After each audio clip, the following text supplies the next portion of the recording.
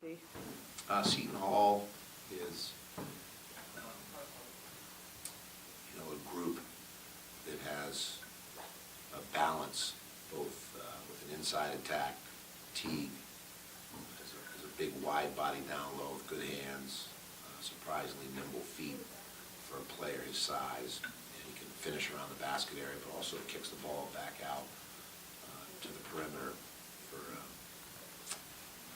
Oliver and Cena and Gibbs, who shoot the ball well. Mobley's got great versatility. So they're a team that's playing well, and they present some real matchup problems for anyone that faces them, because at times they have 4 3-point shooters on the floor. That stretches defenses and allows their guards to put the ball on the deck and create. It also allows time and space for Teague to go to work because your defense is deployed in a manner where it's got tagged the 4 3-point shooters on the court. So that's why they won at Georgetown and why they're having success. And our team right now is playing really well. Chris talked about you not playing as well as you would like this year. What did you see from his game? I really like Chris. I think he's a hard worker and good attitude, and does a lot of things that help us. Steve, in terms of, you've had a bunch of teams that have sort of come together late, made late runs, played their best basketball at the end. How do you know when it's starting to happen for them? I think it's usually not as, it's, I shouldn't say usually, it's sometimes you'll see it, with a breakthrough win. And there are other times where you may be coming up short, but you can see the glimpses or potential, for your team.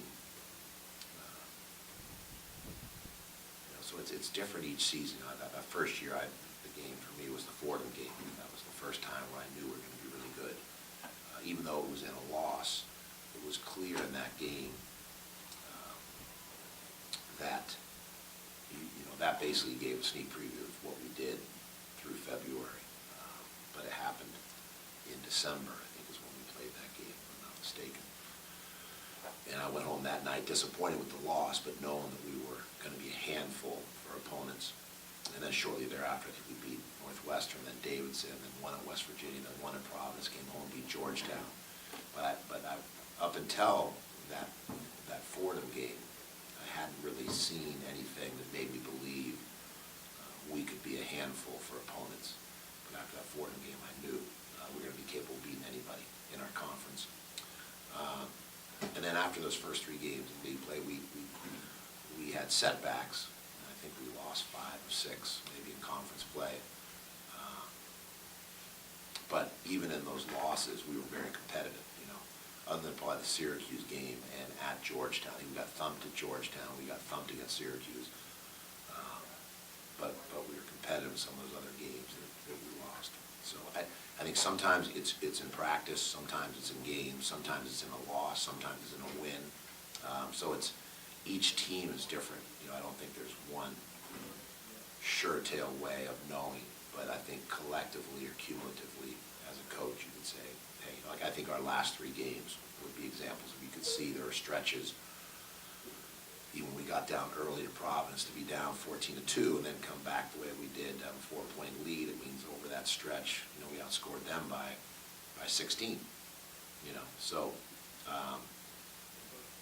and the interesting thing is, anytime if we're down by double digits and we go on a run to take the lead, it means that we went on a run, but it also means our opponent was in a drought. But you naturally, as a coach, focus more on your own droughts and not your opponent's drought. So when you go on a run, you see it as your team's playing well.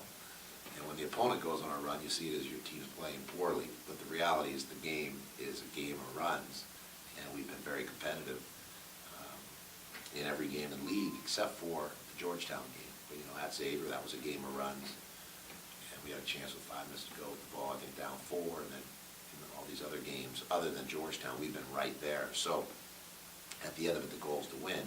So you come up short, and you're frustrated with that, but we also see the progress both some of the individuals are making as well as the group collectively.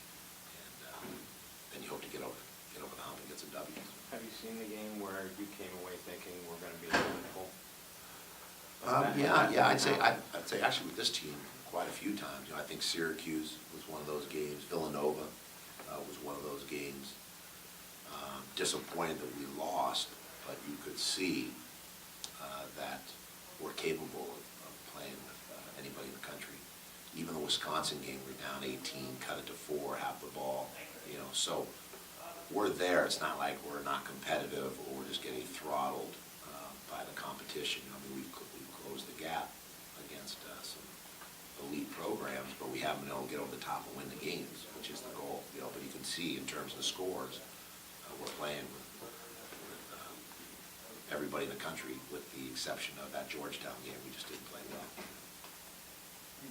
You know, there was a lot of talk in the preseason of being an NCAA tournament team and challenging for a Big East title. Why do you think so far this team hasn't played up to those expectations? Well, it's interesting. In terms of, you know, as the head coach, what I've said all along was, you know, our goal every season is to win the Big East. The goal every year is to play our best basketball come March. But I've been pretty consistent in that I felt this would be a team that would probably hit its stride in February. So, you know, in terms of outside expectations, that's a great thing that our program's gotten to the point where people see us as relevant, and the fact that there's expectations, that's a good thing. It's healthy when you have an engaged fan base that wants to do well, because the flip side of that is apathy and no hope and no expectation, and that's where we've been for most of the past 15 years. So I think we've made progress in terms of having expectations because we've recruited well, and you know, there's some buzz about the program, and it's an attractive place for the elite level athletes now, and I think going to 2, you know, postseason in 3 years also created some of those expectations. And but I've always felt, in terms of as the head coach of the team, that, you know, we were going to have our struggles. And you know, we were 10-3 in the non-conference. Wish we were 13-0 or 12-1 or, you know, 11-2. But we're 10-3 in our non-conference games, and then in conference, we've just lost 3 games, 3, you know, very competitive games against Villanova, at DePaul, and a double overtime Providence. So we're 0-5 in the league. We like to rectify our conference schedule. But yeah, from the jump, my sense was this was a team that it would probably take until February, independent of what expectations or what people think on the outside. I'm just talking about as the head coach. You know, you assess your team, you look at your roster. I've always felt, I think you guys probably have heard that a few times from me, that probably February would be the time that I thought we might find our stride. Do you see that? I mean, you're about 8, 9 days. Yeah, I think like we just spoke about, you know, I mean, I wish we were 4-1 or 3-2, you know, and we're not, we're 0-5, but if you look and you follow the team, you know, it's pretty clear that since the Georgetown game, you know, we've been really competitive and done some good things against teams. If you look at the comparative scores, you know, we almost beat Villanova and they lost by 40, or down 40 and lost by whatever it was to Creighton, you know. So that's a interesting score, and, you know, you say, okay, you know, Providence is waxed Creighton and someone else, you know, and we took Providence to the wire. So to me, as a coach, you look at it and say, hey, your team is competitive. We just haven't broken through and gotten the wins, which is the goal and the objective every year, is to make the tournament, to win the league, to win the conference tournament, to do all those things. But right now, we're in a place where, because we haven't gotten a conference win, that's the first goal. Let's get a win and then try and get some momentum. But I like the team. I like the pieces. You know, as I said before, I like where our program is at. I'd love to have more wins, but I'm thinking big picture. It's a group that I enjoy coming to work with, and they got great attitudes. We just come up short, we're a little snake bit, we're in the desert, and we want to get a win and get that thing going in the right direction in conference play. So I've coached long enough to know the only way to get there is continue to work hard each day in practice. I've worked a lot on end-game situations in practice. After a couple of not getting over the hump, have you guys picked up on anything that needs to improve, whether it's getting a better shot, composure, and it seems like there's always a lot of turnovers late. Is there any 2 or 3 things that you guys have really picked up on? Well, that's the challenge. It's been different things each game. You know, I'd say the 2 biggest things, rebounding and the free throw game. If you're going to look at just 2 things that jump out, because in other games we've shot the ball really well from the 3, and then some games we haven't shot the ball well from the 3. Some games we've shot the ball well from the foul line. Other games we haven't shot the ball well from the foul line. You know, so but the things that jump out, I'd say, are the rebounding and the free throw game in terms of, you know, because Is it making more of the fact that a lot of times teams have a lot Yeah. more free throws than you guys, Yeah, free throw attempts than you guys it's a have? great question. It's both. It's to offset that disparity at the foul line where we've lost the game, because as you've seen in most of the games, we're getting more field goals, putting the ball in the basket more than our opponents. Like Providence, we scored 7 more field goals than Providence, but lost the game at the foul line. So, and in that game, we shot 83%. So we shot a good percentage, but we didn't get there frequently enough, you know. In other games, it's been we didn't shoot a good enough percentage, you know.